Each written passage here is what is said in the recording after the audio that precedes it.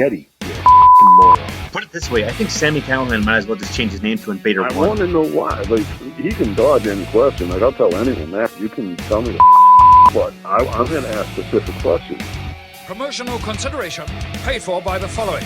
WrestlingNewsSource.com. For all the rest of you yahoos who are out there dilly-dillying you little wankers, we're actually receiving real wrestling news. This is Brett screwed Brett. Who are you to doubt El Dandy? Because this guy's a serious professional. Brett screwed Brett. Hold 2, arm bar. Hey, get a nice shot of the brand new Mr. and Mrs. Hunter Hearst Helmsley. I hate you. I hate you. I hate your hat. I hate your t-shirts. I hate your wristbands. I hate your shoes. I hate your music. I hate the C-Nation. I hate everything that you stand for. Sodas rule. Yeah, they do. This is the Ace Austin, sometimes Shakespeare, and you are listening to the Irish Whip Podcast. Hey, what's up, everybody? This is JP, and I'm here with Josh, and we have with us, recently on Impact Wrestling, been all over the Northeast, Ace Austin. Ace, how are you tonight? I'm doing great. Doing really good. So, Ace, tell us where you were born. Originally I was born in Reading, Pennsylvania, at the Reading Hospital, but I grew up in Berks County, Pennsylvania. So does that make you an Eagles fan or a Steelers fan? I was a Eagles fan, not like dedicated, just kind of by proxy. The rest of my house was like mostly Steelers fans, so I just had to be an Eagles fan, you know? So you were the smart just to fight them. You just say you were the smart one. You were the smart one in the family. You weren't a Steelers fan. All right. But I could never really get into to watching very in a dedicated way at all. No, it's because you're a different duck, man. You are a true performer. You're a true performer, man. I'm trying to be. That's all I ever wanted to be. No, man, and that's. I mean, your history is. It's just. I mean, it's laden with it. I mean, the fact that you've wanted to do this. This is what you've wanted to do for a long time, right? Yeah, 4 years old when I decided. Now, you got into parkour at a young age. Do you think that helped in your training? Oh, for sure. There's like, once I started getting into wrestling, I realized that I had done so many things prior that I didn't really, at the time, necessarily think was going to like help me with wrestling. They were just things I was interested in at the time. And they ended up, just so much ended up benefiting wrestling. Parkour was definitely a big one. Parkour and skateboarding as a combination really helped as far as balance, body control, and like taking hits, you know. Can you go? Absolutely. And yeah, like the body control that, skateboarders too, but just parkour, the body control you have to do those flips and the running and hitting objects and landing on the objects and not falling is incredible. So that's got to be a great help when you start the training. Now, absolutely. You went to Samoa for training? Yeah, I started with the Wild Samoans. My first official day of training was May 27th, 2014. That had to be a pretty cool experience walking in and seeing a giant Samoan there and telling him you want to learn how to get in a ring and fight. Actually, the way that I ended up, meeting them and everything was, I had been saving up money to move to Florida to go to the Wild Samoans Training Center there, because I didn't know that the one in Pennsylvania existed. I guess I wasn't really good at doing the research at the time. But when I was like just looking up stuff randomly, like I saw the Wild Samoans, and first thing I saw was a thing in Florida, so I ended up saving money and doing this whole thing, and I talked to my boss about it at my job, and I was actually at rehearsal for the musical I think it was my 11th grade year, and my boss called me while I was there and told me that some girl had come into the store to buy, like, accessories and stuff for her outfit as a, like, valet. And she said she was training at the Wild Samoans over in Allentown. And my boss, like, told her about me and got her information and then gave me a call. And I got in touch with her, tried to set up it had to be the rehearsal for the musical my senior year, because what ended up happening was I tried to set up this to do my senior project for graduation for high school. I wanted to do my senior project on wrestling, so I figured this would be a great opportunity to not only get my foot in the door as far as, like, training and getting in the ring, but also just knocking out the senior project. So I started, trying to set the whole thing up.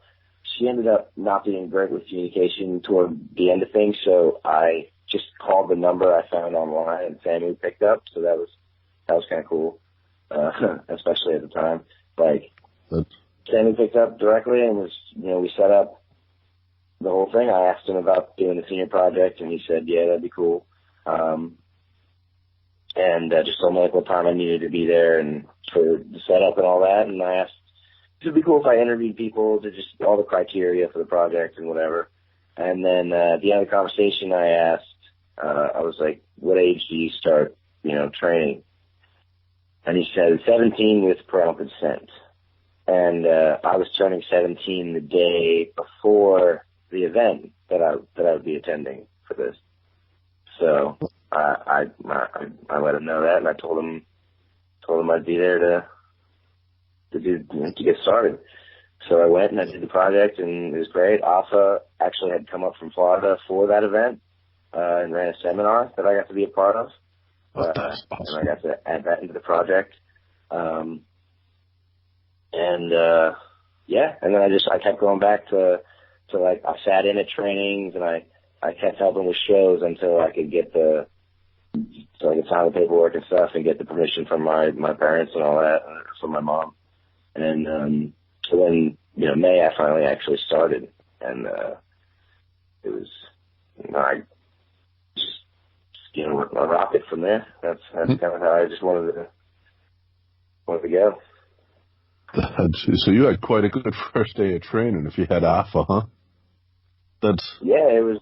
There's some stuff they wouldn't let me do because I was there doing my project and I hadn't signed like the proper stuff and whatever. Right. But it was certainly an experience. At the end, he sat down and, like, talked to us all, and, like, we did this whole thing, and it was just passed a whole lot of knowledge on. And we all went up and shook his hand afterwards, and he looked at me and he said, "Are you sure this is what you want to do?" And I said, "Absolutely. There's nothing else that I'd rather do." And he nodded. He said, "All right, I'll see you there. Like, I'll see you in there." So that was awesome. Cool. It's awesome. And then when you walk in as a fan and you leave as a training pro wrestler, Yeah, I graduated from training before I graduated from high school. Is that right? Yeah, I got to go into my high school and kind of, tout that off to everybody who, kind of came down on the idea of it. Yeah. I mean, they had to be. Were your parents supportive of it? Obviously, they signed the waiver. It was just my mom, and my grandmother that was pretty much raised me. My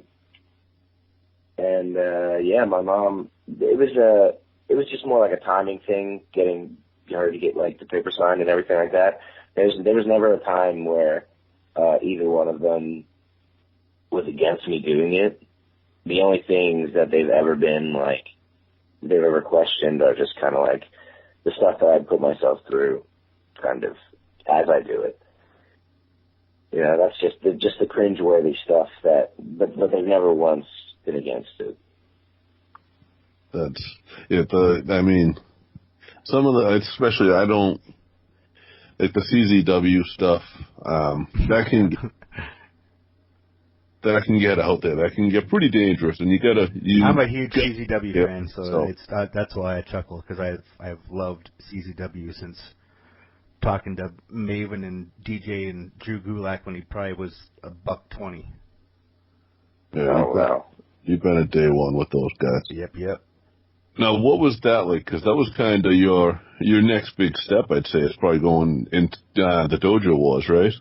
Oh yeah, absolutely. It's funny because so I started my training at 17 years old. They said I was kind of like I was match ready in around 4 months. But the problem was in the state of Pennsylvania, I wasn't old enough to perform on shows yet until I was 18. So I had an extra 4 months of training before I turned 18. So I was just in there, just like going every week until I finally turned 18 and I was allowed to debut.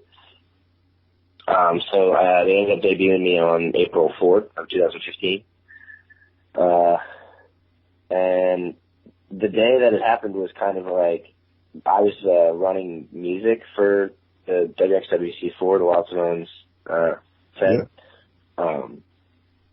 And I was in the back just getting music for people, and one of the trainers, Rich, from the center was like, I thought he was like joking, but he said to Samu, he was like, "Hey, is Austin going to be in the Rumble tonight?"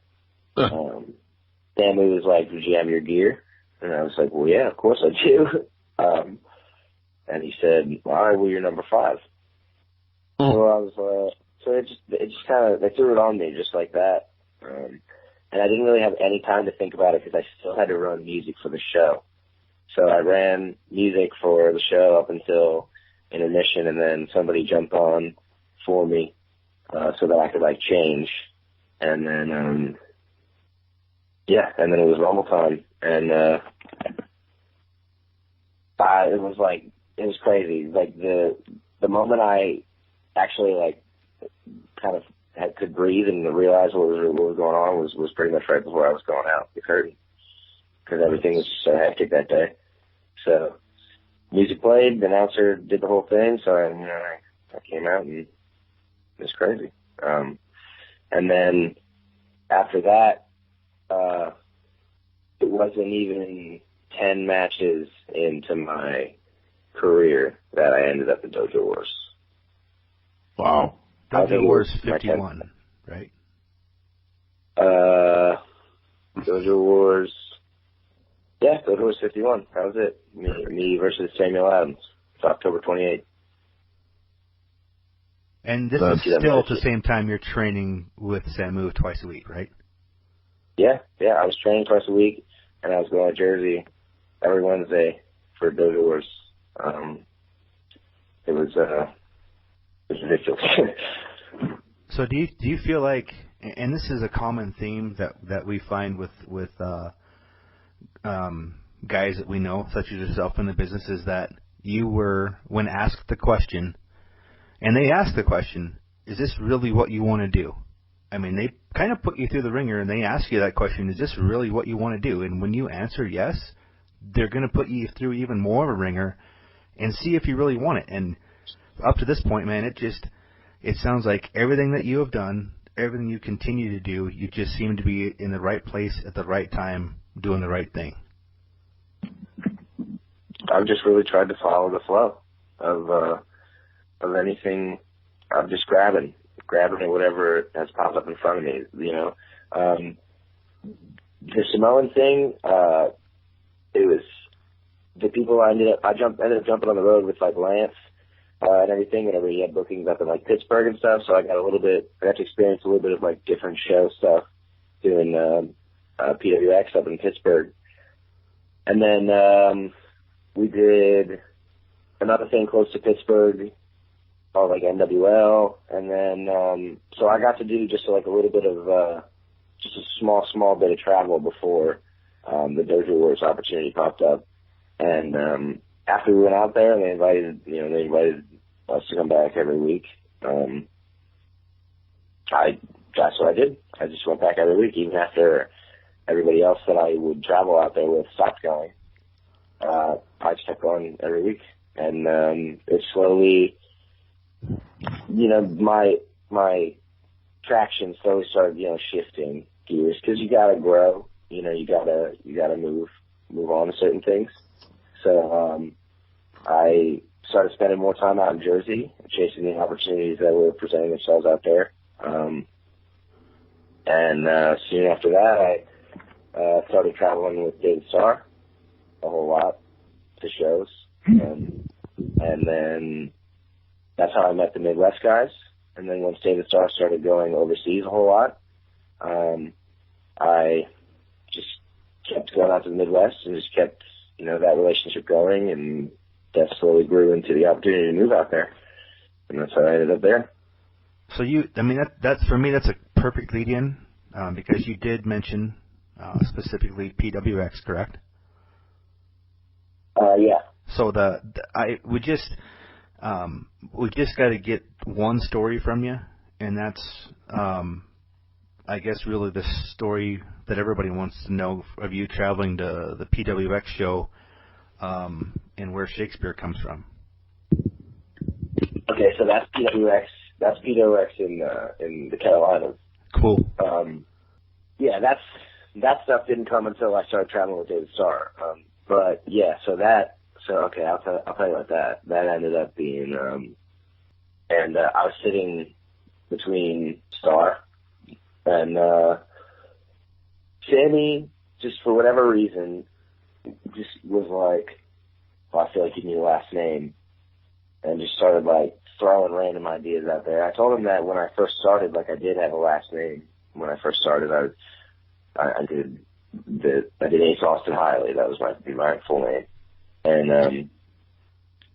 then everybody told me to drop the last name, so I did, and just Ace Austin. It just rolled off the tongue better. It was whatever, simple, easy to put on stuff, easy to brand with. And yeah, so just randomly out of nowhere, Sammy's throwing random last names out there. And as a joke, I said Shakespeare, just to be funny. And he got just really hype about it, and loved it. And they just started, just yelling it and being funny with it, and just coming up with like random ideas. And that went on for a little while. And then as the ride progressed, I fall asleep. Sammy decides to take a video of me just sleeping, and him and Starr just start whispering back and forth, Ace Austin, Shakespeare. It's just in my face while I was sleeping, and just put it up online. And I wake up in North Carolina, and there's all of a sudden hashtag Ace Austin Shakespeare is just on random stuff. Like that's just kind of the kind of influence they had. It just became. It just really just out of nowhere like that. And then Sandy wanted me to run with it and do some stuff with it. So we did some stuff with it. And now it's just kind of a back pocket idea, I guess. Now, when you were doing the Ace Austin Shakespeare, did you use your acting background as well with that and change anything up, or was it just Ace Austin with the new last name? Still work in progress, I guess I could say. Okay. My presentation, I guess my presentation is a little bit different. Okay, then different is great. Different is great, because, being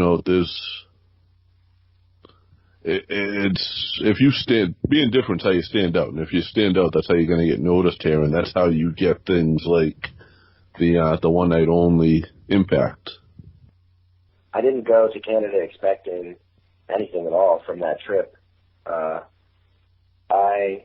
I was just constantly, I had a string of bookings that kind of kept me traveling, and then that trip came up and more travel even after that, so I haven't really had time to settle anywhere. Is that tough, man? I mean, people don't realize what it's like to be on the road as often as you guys are on the road. I mean, it's arduous, man. I mean, you eat regularly. By definition, it's definitely tough. For me, it's kind of something that I hardwired into myself. Yeah, when I was like young. Just the more that I learned about wrestling, the more that the more sacrifices I learned that I had to be willing to take. So, when I was young, I kept a really fast-paced kind of lifestyle because I was always involved in whatever. When I was super young, I tried out different sports and just dabbled in this and that, just to try stuff, just to see what I liked. But wrestling was always the plan, which is why I couldn't really stick with anything, because wrestling was always the plan. When things would get just when it didn't really become worth it to me anymore to participate in certain sports, because sometimes things would get taken way too seriously, and they would just eat up so much time that I wanted to dedicate to other things. So I just tried this and that, and then I started doing really more artistic side of things. Just started doing musical theater. I took a bunch of film and photography classes that I really liked. I worked on graphic design. I worked in a graphic design studio in my high school for 3 out of the 4 years that I was there. I was doing screen printing and offset printing, and I really enjoyed it. I really enjoyed silk screen printing. That's actually something I wanted to get into after I graduated. If I had some time, I wanted to kind of get into that, because I made some, you can make some really good money off that, especially with merchandise. Yeah, so I started just trying this and that. Skateboard. I started trying things outside of school a lot with friends that I met, skateboarding, and I started practicing parkour, especially as I got older. It was less of just oh, this is a cool thing, to this is really peaceful. It's beneficial. It's like a discipline that you practice if you really want to focus on it, and that helped me a lot with getting into fitness as well. Parkour's kind of what sparked my interest in fitness. So you have to be in shape to do that stuff. Yeah, started adding lifting weights into the routine, and so I always kept moving when I was young. That's just how I lived. So then when I got into wrestling, the more that I learned about the wrestling business, and kind of just knowing that there was travel involved beforehand, that's just something I was ready for, and I like it. I get really kind of anxious when I'm in one spot, at home for too long, because it's just I want to move, I want to do stuff, I just like being on the move. I like being out, seeing things. I'm in it for the experience. That's what I like to say all the time. Now, you brought up the silkscreen, and do you make your own merchandise? I don't right now, because I don't have the means to do so. After I graduated high school, I didn't have anywhere that I could do that. I actually when I graduated, I bought the exposure unit from my high school, because they had just got a new one, and I was really close with my shop teacher. And he said if his buyer fell through, that he'd talk to me about buying it. So his buyer fell through, and I bought this piece of machinery because I was hoping to do something with it. I haven't gotten anything to do with it. It's just sitting in my mom's shed back home. Okay. because wrestling kind of picked up after that. I didn't really have a chance to do anything with it. Now, you moved to the Midwest. Did your mother stay on the East Coast? Yeah. I was living with my grandmother at the time. My mom was living like the next town over, and I'd been living with my grandmother since right before my senior year. And when I moved to the Midwest, I had to move my grandmother in with my mom because grandmother couldn't really live alone anymore at that point. So I moved her in with my mom, and then I came out to the Midwest. What do you call home? Or do you have a home company? Do you stay on the road? Rockstar Pro. It's my own company right now. Okay. And that's something we've been trying to get into too. Is huge. It's because you're traveling a lot, and like, you know, I really want to hear the story about Impact. You know, how it just kind of happened. But I mean, for you to promote stuff like that, to call it home. That's cool, and that's what we always like to hear is where people call home. Yeah, it was first it was WXWC4, then it was CZW, and then it was, or more specifically, No Doors, and then it was now it's Rockstar Pro. It's just the steps I've taken. Rockstar Pro is it's an incredible place to work every week. I've had some of my best like storylines, some of my best matches in general, just with anybody at Rockstar.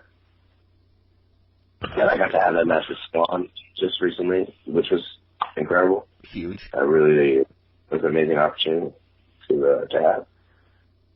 And it was moving to the Midwest and spending my time around the right people is. How did you get to do so much traveling already? What was your trick? Because people haven't seemed to figure that out yet. Right. You just have to be willing to.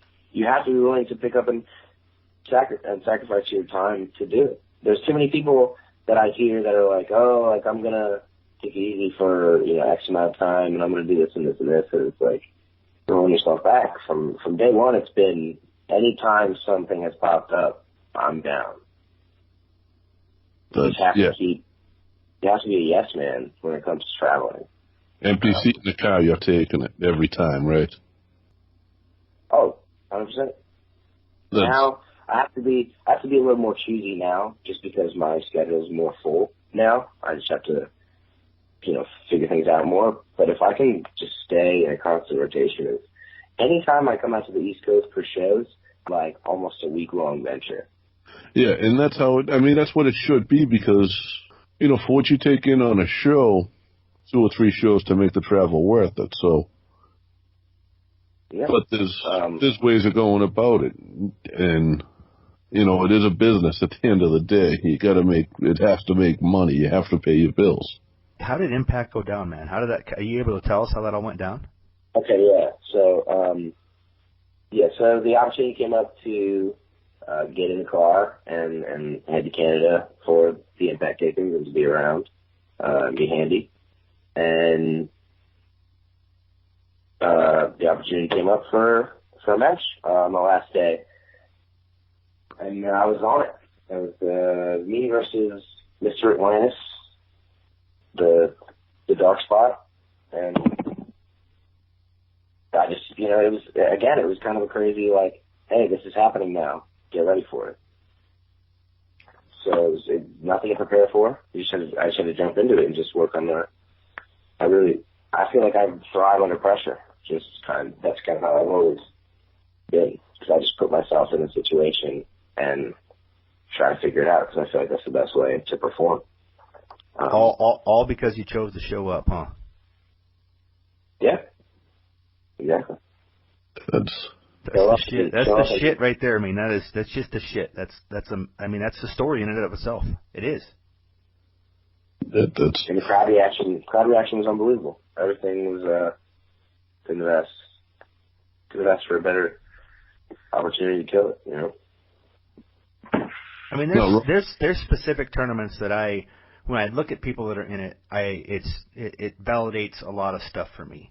And best of the best, that even to qualify to get into the best of the best, and watching your match recently for this year, it was insane. That whole entire match was insane, and you just don't stop. I mean, even with Swan, And I think that's why you get the crowd pop that you get, is because you show up, you fill the seat, not only the one to get there, but you're filling seats in the arena. I guarantee you that, because of you're such a unique story, man. It's cool to see you be as successful as you are because of the work that you're doing.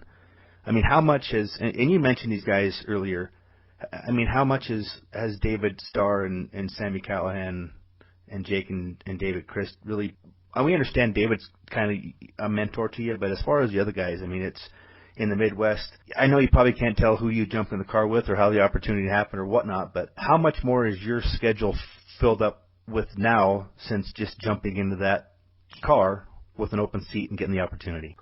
It's exactly, no matter what happens, I'm confident it was exactly the move I had to make when I made it, moving to the Midwest.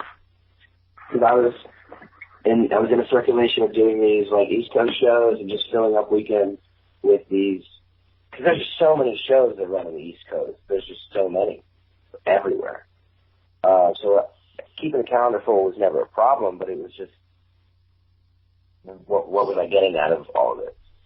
Right. That's the thing is, like I said, I'm up in Boston, and I call it alphabet soup, and it's great that you can work every weekend. But what does the wrestler get out of it if you're working the same people week in and week out? You travel, you get out a little more. You're going to get better working with different people, different styles, people that are better than you. You know what I mean? And you pick up on that. Especially when it's like you work for so many companies that maybe don't have their stuff together, and like you never get to see footage out of it or anything. It's really just like just getting reps in those kinds of companies. Like it's just so confusing to me for you. It just Ace, I live out here where just an independent show, okay, and card on there. Flip Gordon, he's a hometown boy out here in the 406 in Montana. Brian Cage and Matt Riddle, okay? There was 500 VIP tickets at $65 a pop, sold out. But before that show, when was the last show you guys had out there? There's usually 2 to 3 three shows that come in, and I think it's out of Boston there. Yeah, big time raffle. Yeah, they come out here, so we get 3, maybe 4 shows a year. And, I can get 3 or 4 shows on a Saturday here that I can pick, and I know Pennsylvania's the same and New Jersey's the same way. Yeah, exactly. That's why the markets are saturated, and like you were saying, like if you get a company that's sort of watered down, the wrestlers aren't getting anything out of it, and you get a hot dog and a slice of pizza for a payday on some of those shows. You travel, you get to go up to, you've done your Canada trips, the Midwest is huge because you got like IWA, you got Rockstar's a huge company. They're making a great name for themselves. Yeah, it's incredible. The moments that we create at Rockstar are unlike any I've gotten to be a part of so far. You get a couple of companies like that, I think, in every market. But then you get the rest. And the rest are great because they give some guys their starts, but like people just have to know to build from that. Yeah, you just have to be willing to move on and grow. You can't get too comfortable doing anything or sitting anywhere for too long. Yeah, the time that I ended up moving to the Midwest was because I had been doing just East Coast for a little bit, just random shows, doing Dojo Wars, doing Dojo Wars every week, whatever. And then the opportunity to go to, where was that? Missouri for the Harley Race Wrestling Camp. David Starr posted about having open spots. He signed up to do this camp, blah, blah, blah. He said it's X amount of dollars. If you want to sign up, jump in the car with me. You're more than willing. And I was the only person that answered the call for that one. I mean, I know a bunch of guys that have done that same ride for that same camp, and they just come back. And I mean, I'm talking some of the better guys that came out of New England came back from that camp better than what they left. And I jumped up the car and I spent all the money that I had saved up to go on a cruise with my best friend that year. I spent all the money that I had been saving up to do the camp and to take that trip, and I just missed out on the cruise so that I could be a part of that. now, how do your friends feel about stuff like that? Do they bust your balls? Well, here's the thing. I have never left any room in my life for people who are supportive of what I'm doing. So everybody that I interact with, everybody that I'm close with, everybody that I talk to is very supportive of the whole thing, because I don't have room in my life for somebody who's trying to keep me from doing what I'm meant to do. Yeah, because, I mean, what I've seen from my friends that wrestle, they're either superheroes to their friends or they're like the butt of the joke. There's no in between. You're one or the other. You're either Superman or you're, the Riddler. I'm very. It's an amazing feeling when I get to, when I get people from back home who message me about being inspired by me going out there and taking what I wanted in life, and just people who are just bettering themselves and ask for advice. It's always really definitely a humbling feeling to have those kinds of people come to you just because of they're directly inspired by what you do. That's all I just wanted to inspire people, because I feel like I've been able to. That's awesome. That is cool. Now, I have to ask a tough question, because I know you're friends with them. The stuff that's going on right now, it's been buzzing all over the internet. Everyone's been talking about it, from Cornette to anyone in the business. How do you feel about the whole Sami Callihan, Eddie Edwards thing? I feel like Sami Callihan is hands down one of the best professional wrestlers in the entire world. And one instance of anything like that shouldn't, it just doesn't change that. It just doesn't. So, that's just a matter of fact. I'm gonna, I talked to you before, and I told you I was gonna ask something about that, and I'm gonna just be straight. When it first happened, because I'm friends with Eddie, I've known Eddie for 15 years now. I was so freaking mad at the way Sami Callihan, not that it happened, accidents happen, and Eddie knows that. He's been in the business a while. But the way that the response was with the original videos, I'm not apologizing and blah, blah, blah. And about 2 weeks later, I had said to Josh, I'm like, it's genius. Because it's, it's just got so much buzz in Impact Wrestling. I don't like to give credit to one or two people, but Impact Wrestling hasn't had a buzz like that in a long time. And for it to cross over to House of Hardcore and, Impact Wrestling being recognized in House of Hardcore for it, it's been so good, not just for those two, but I think for the wrestling business in general. Absolutely. That all started with basically pissing off Jim Cornette and letting him go on a rant, and then Sami just kind of, you could see Sami would throw little shots out there. And Eddie stayed pretty quiet in it. He has every right to. Yeah, but it worked to create a buzz. It took a real shitty incident and turned it around and made it into something where the two of them can have actually they were names before, but they really embedded their place in wrestling, I'd say, in the history. Somebody like me can thrive in wrestling right now, today, because of the environment that's being created by guys like that. Yeah, absolutely. Absolutely. They have taken Impact Wrestling to another level. Not only that, but New Japan and everything that's exploding is giving guys like you the opportunity to thrive, make money, and have a good time. Follow your dream. That's the coolest part, man. And I think that's what, you're always the ultimate performer. You're always on, no matter where you're at, no matter what you're doing. When the bell rings, it's game time, and it's cool to see it confirmed by you saying, when there's an open seat, you're jumping in. It doesn't happen very often, right, JP? I'm not just talking. There's not enough people that take it serious like that in the business, And that's what it needs. It's a choice you have to make. Right. I mean, I look at the Rockstar Pro roster, and there's guys from all over on that roster that travel for that show. So those are guys, and that's why that company is going to stand out, because it created an environment of people who give a shit. Oh, that's actually, it's funny you say that, because that's one of the major things that I had in my mind when I was deciding to move to the Midwest, because I felt like there was some area of the East Coast where there were just a lot of people who were really mad about, just a lot of people who weren't exactly motivated to get out there and do a whole bunch of stuff.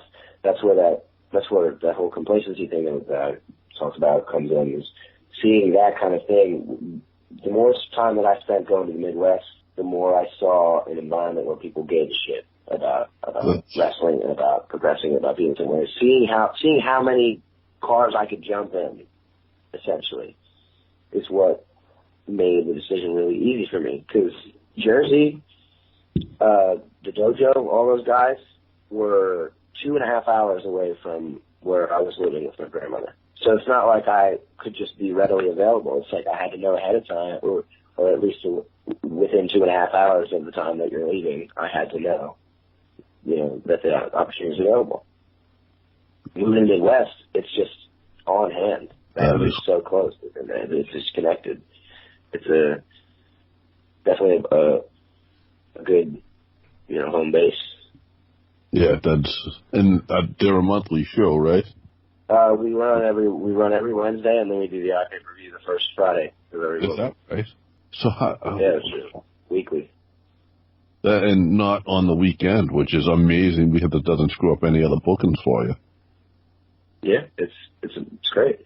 I mean, wow. So people have to take time off work to go. The wrestlers, I mean, have to, if they have a day job, they have to take time off, and they're still down there to do it.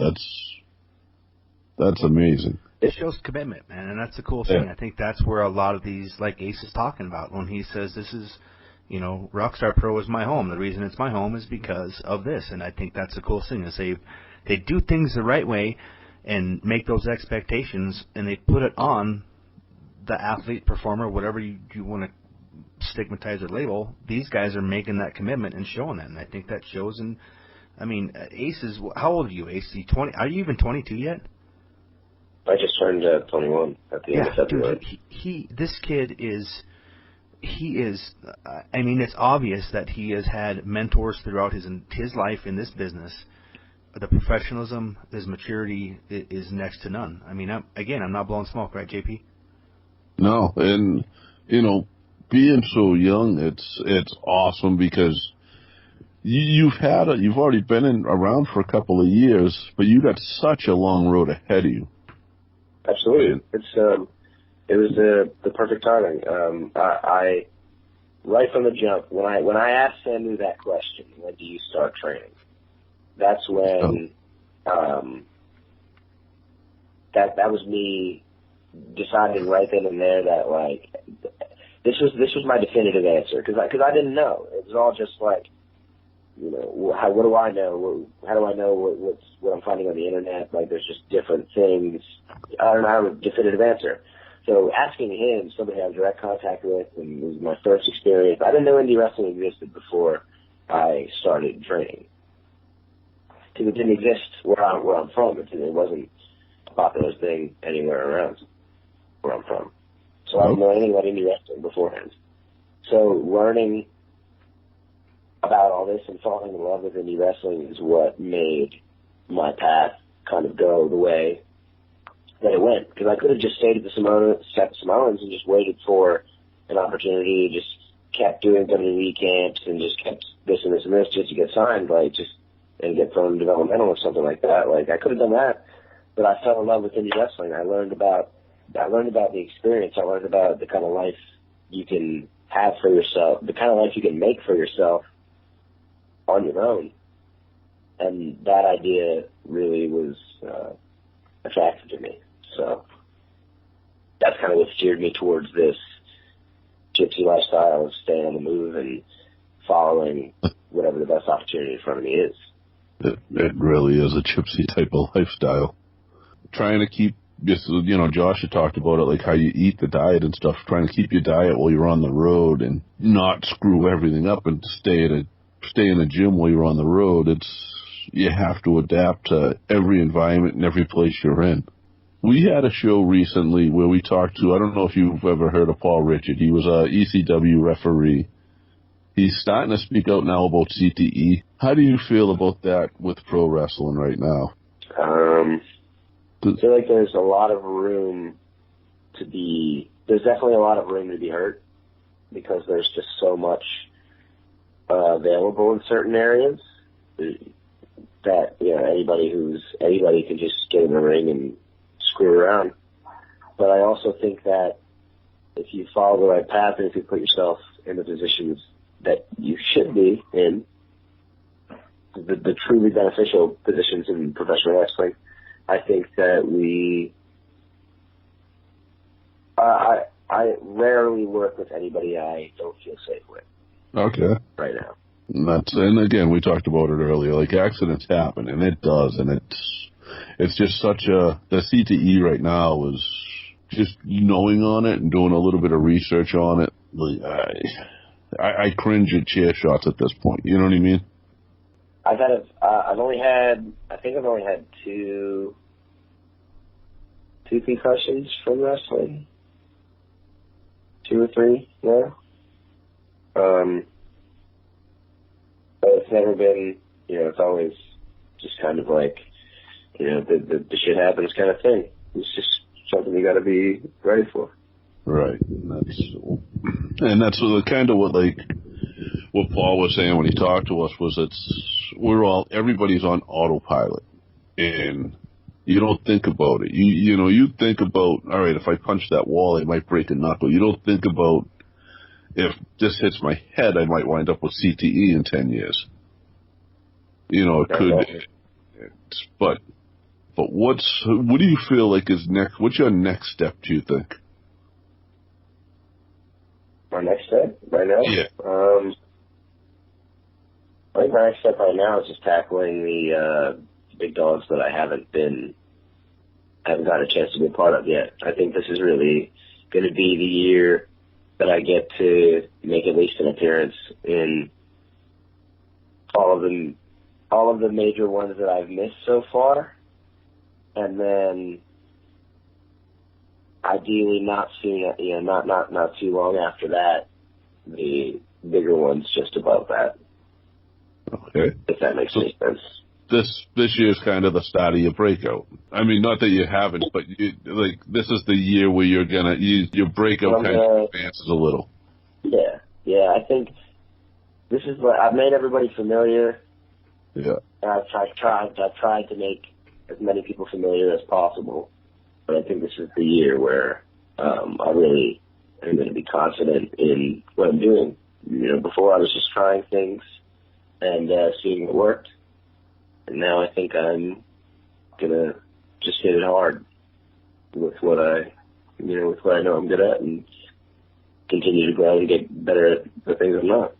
I know Josh called me up after I want to say it was after your best of the best match, and Josh was like, "You got to watch this kid."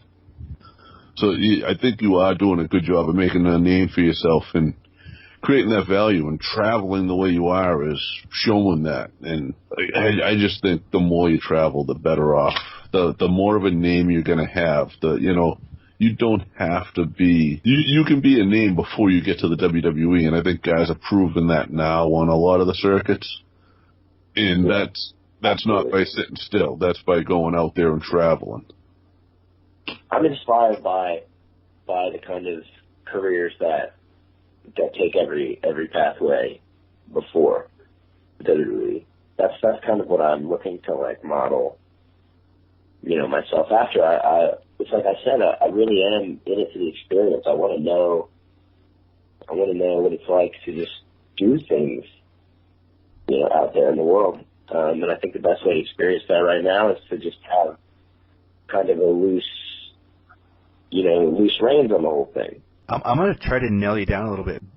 I'm really just, like I said, I'm doing what I've always done, and that's just follow the flow. whatever the best opportunity that pops up in front of me is what I'm going to go for. I have a pretty consistent schedule of some really very good and very decent shows right now, and I'm looking forward to only an even better schedule, because like I know that there's shows right now that I'm not on because of scheduling conflicts, and that's going to be resolved in a month or two.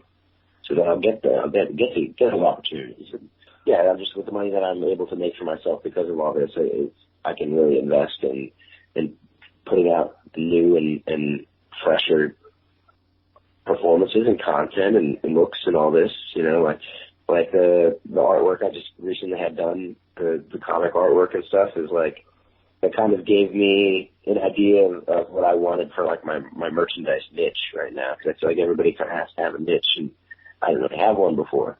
So now I have like a lot of comic book based, you know, artwork that's getting made and that I can put on stuff, and it's really helping me out. It's really awesome. That is cool. You're right on having the niche on that. Now, so you'll have the merchandise that will define you. But if you were gonna tell a promoter or a fan to watch one of your matches that would really show them who Ace Austin is, do you have a match like if you had to show one match and one match only, what would it be that you've already had? I think that my match against Loquillo in Mexico for the DTU Ultimate Impacto Championship was one of my most complete performances that I've really ever put on.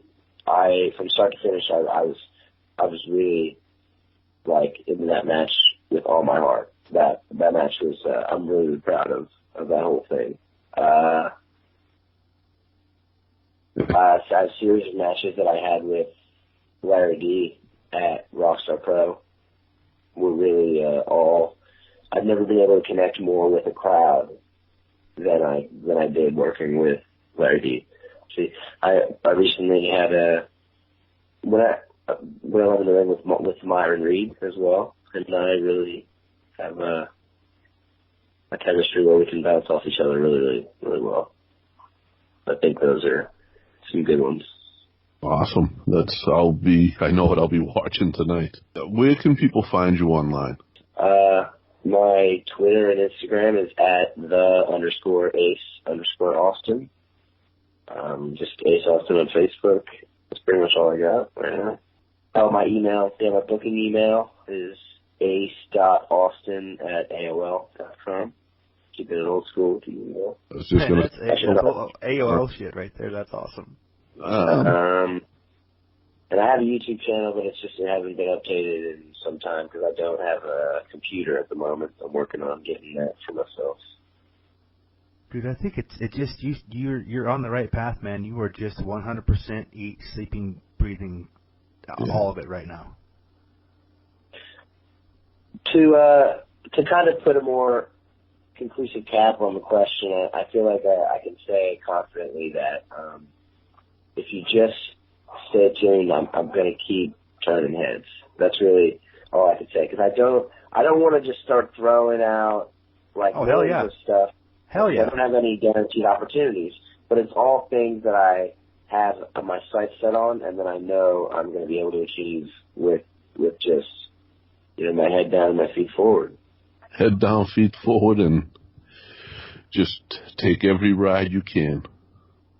Absolutely. Exactly. That's like, again, I mean, I don't know if you're friends with Bob Evans on Facebook, but like what you preach about jumping in the cars is the same thing he preaches, and that's a guy that's been in the business for, I don't know, ever.